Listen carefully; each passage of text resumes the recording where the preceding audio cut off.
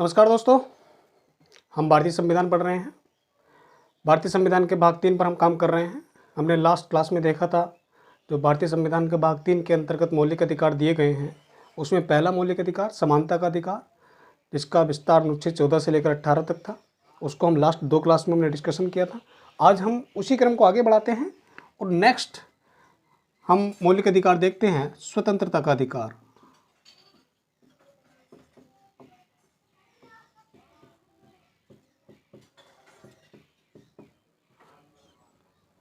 स्वतंत्रता का अधिकार, इसका जो विस्तार है भारतीय संविधान में भाग 3 के अंतर्गत अनुच्छेद 19 से लेकर 22 तक है।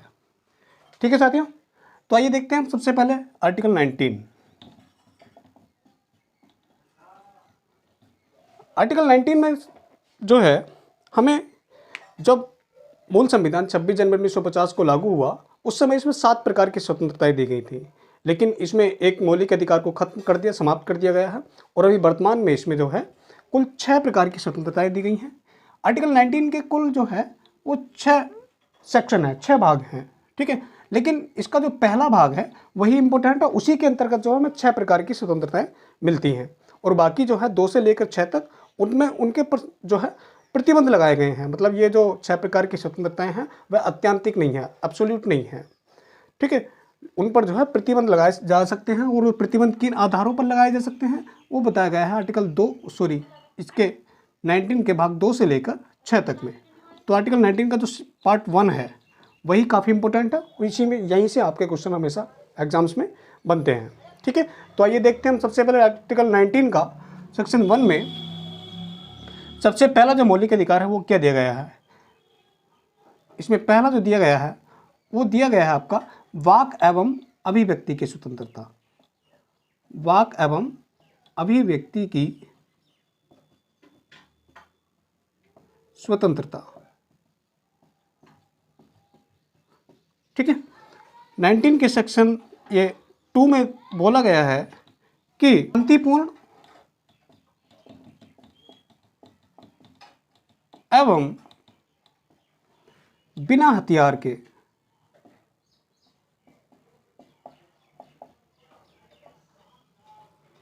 शांतिपूर्ण एवं बिना हथियार के सम्मेलन करने की स्वतंत्रता। सम्मेलन करने की स्वतंत्रता। ठीक है, देखिए आर्टिकल 19 के सेक्शन 1 में जो तीसरी स्वतंत्रता है वह देखिए संगठन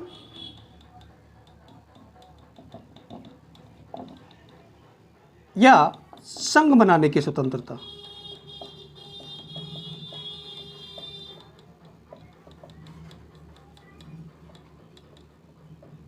संगठन या संघ बनाने की स्वतंत्रता।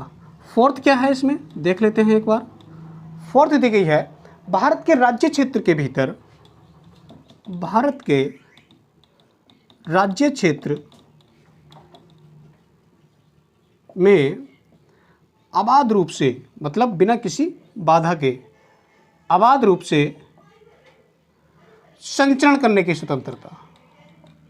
मतलब घूमने की स्वतंत्रता, संचरण करने की स्वतंत्रता। ठीक है, फिफ्थ क्या है। फिफ्थ है भारत राज्य क्षेत्र में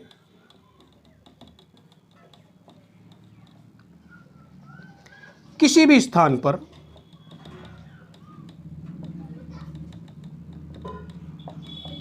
निवास करने या फिर बस जाने की स्वतंत्रता।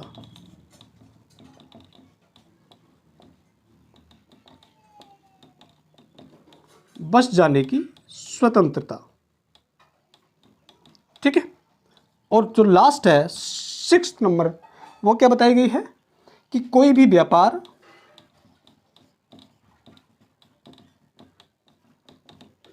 या कारोबार करने की स्वतंत्रता।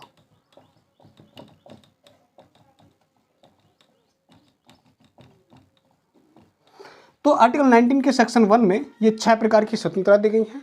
जैसा कि मैंने बताया, ये जो स्वतंत्रता है केवल सिर्फ भारतीय नागरिकों को प्राप्त हैं, इसमें विदेशी नागरिक इनको प्राप्त नहीं कर सकते।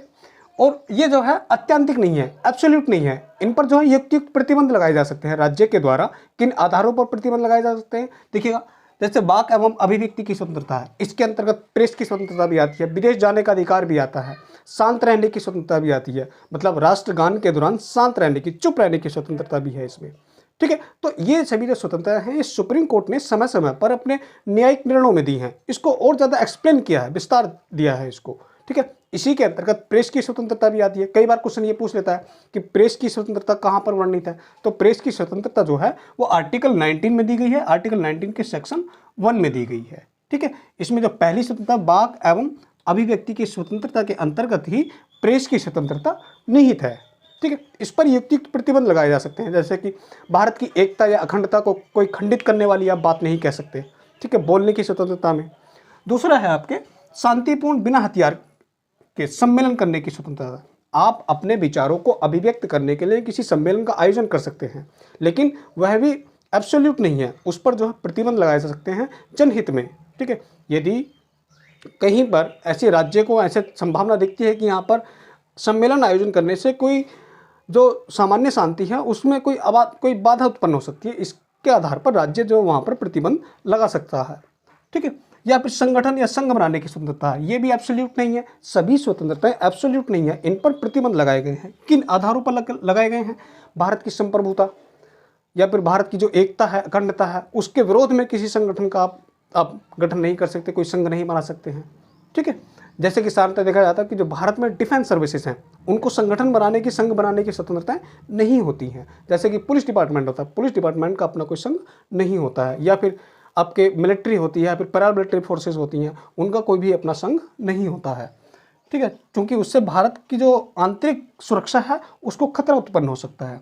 उसी प्रकार भारत के राज्य क्षेत्र के भीतर अबाध रूप से संचरण करने की स्वतंत्रता एब्सोल्यूट नहीं है। क्यों नहीं है? क्योंकि ऐसे स्थानों पर जाने से रोका जा सकता है जहां पर राज्य के द्वारा रिजर्व घोषित किए गए क्षेत्र, जैसे कि आपके आरक्षित क्षेत्र होते हैं, या फिर जनजातीय जो जहां पर जनजातियां निवास करती हैं उन क्षेत्रों पर जाने से रोका जा सकता है, ताकि जो जनजातियों की कल्चर है, जो उनका अपना संस्कृति है, उसको प्रोटेक्ट किया जा सके। ठीक है, इसलिए वहाँ पर साधारण लोगों को जाने की परमिशन नहीं दी जा सकती। भारत के राज्य क्षेत्र में किसी भी स्थान पर निवास करने की स्वतंत्रता है या फिर बस जाने की स्वतंत्रता है, ये भी एब्सोल्यूट नहीं है। ठीक है, उन स्थानों पर जाने से रोका जा सकता है, उन स्थानों पर निवास करने से रोका जा सकता है जहाँ पर किसी आंतरिक सुरक्षा से संबंधित कोई विवाद उत्पन्न होने की संभावना होती है, या फिर कुछ राज्य के द्वारा कुछ स्थानों को आरक्षित घोषित किया सकता है, उन स्थानों पर बसने की स्वतंत्रता या फिर वहाँ पर अस्थायी रूप से या फिर स्थायी रूप से निवास करने से रोका जा सकता है। उसी प्रकार है कोई भी व्यापार या फिर कारोबार करने की स्वतंत्रता है। इससे संबंधित कई सारे विवाद सुप्रीम कोर्ट में आए हैं, सुप्रीम कोर्ट ने व्याख्या दी है। ठीक है, तो ऐसा व्यापार आपको करने से रोका जा सकता है जो कि किसी की धार्मिक भावना को कोई ठेस पहुंचाता हो। जैसे कि मान लेते हैं कोई धार्मिक हिंदू धर्म से संबंधित कोई मंदिर का परिसर है, तो उस क्षेत्र में आप किसी मांसाहारी किसी वस्तु का या फिर जैसे अंडा है या फिर मांस है उसका आप जो है व्यापार या उसको आप विक्रय वहाँ पर उन स्थानों पर नहीं कर सकते। तो ऐसा व्यापार करने से आपको रोका जा सकता है। ठीक है, तो ये 6 प्रकार की स्वतंत्रताएं हैं आपके आर्टिकल 19 के अंतर्गत। अब आगे देखते हैं हम आर्टिकल, हाँ, इसके जो है इसमें एक 7वीं स्वतंत्रता थी जिसको जो है 44वें संविधान संशोधन 1978 के तहत रिमूव कर दिया गया था। वो क्या थी? संपत्ति अर्जित करने का अधिकार, संपत्ति अर्जित करने या बेचने का अधिकार। इसको जो है 44वें संविधान संशोधन कॉन्स्टिट्यूशनल अमेंडमेंट 1978 के तहत रिमूव कर दिया गया और इसको एक लीगल राइट बना दिया गया। संवैधानिक अधिकार न बना इसको एक मौलिक अधिकार न बना के एक लीगल राइट बना दिया। मतलब ये आपका संपत्ति रखने का, बेचने का जो अधिकार है वो एक मौलिक अधिकार नहीं है। अब संसद जो है कानून बनाकर आपको बताएगी कि आपको कितनी संपत्ति रखनी है, संपत्ति बेचनी है तो किसे बेचनी है और कैसे बेचनी है। ये सभी चीज़ें अब संसद के द्वारा, विधायिका के द्वारा कानून बनाकर आपको बताया जाएगा। इसलिए इसको एक कानूनी अधिकार बना दिया गया है आर्टिकल 300A में। ठीक है, इसको जो है 44वें संविधान संशोधन 1978 के तहत ये कार्य किया गया था। अब आगे देखते हैं हम आर्टिकल 20।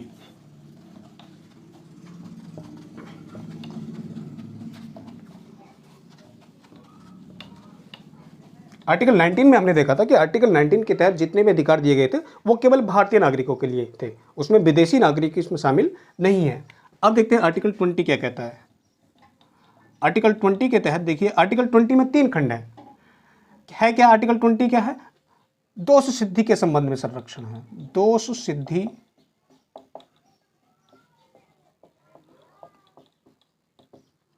के संबंध में संरक्षण। इसमें क्या चीजें हैं देखिएगा। सबसे पहला इसमें पहला खंड क्या कहता है कि कार्योत्तर विधियों से संरक्षण। कार्योत्तर विधियों से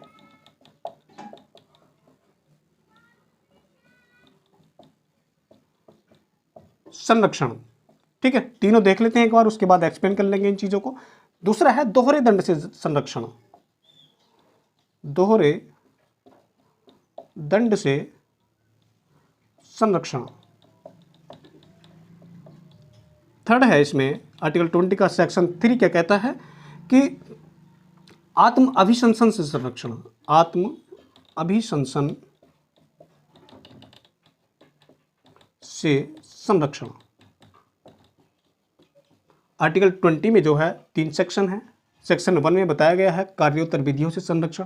देखिए इसका क्या मतलब होता है। कार्योत्तर विधियों से संरक्षण का मतलब ये होता है कि किसी भी व्यक्ति को ऐसे कार्य के लिए दंडित नहीं किया जाएगा जो कि जब कार्य किया गया उस समय वो अपराध की श्रेणी में नहीं था, भले ही उसको कानून बनाकर बाद में अपराध की श्रेणी में जोड़ दिया गया हो। तो ऐसे कार्यों के लिए किसी भी व्यक्ति को अपराध के लिए उस कार्य के लिए दंडित नहीं किया जाएगा।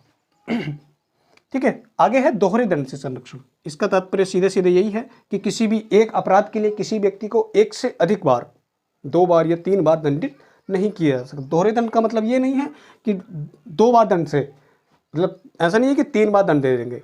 इसका मतलब ये है कि एक से अधिक बार किसी भी अपराध के लिए दंडित नहीं किया जाएगा। तीसरा है आपका आत्म अभिशंसन से संरक्षण। इसका तात्पर्य क्या है?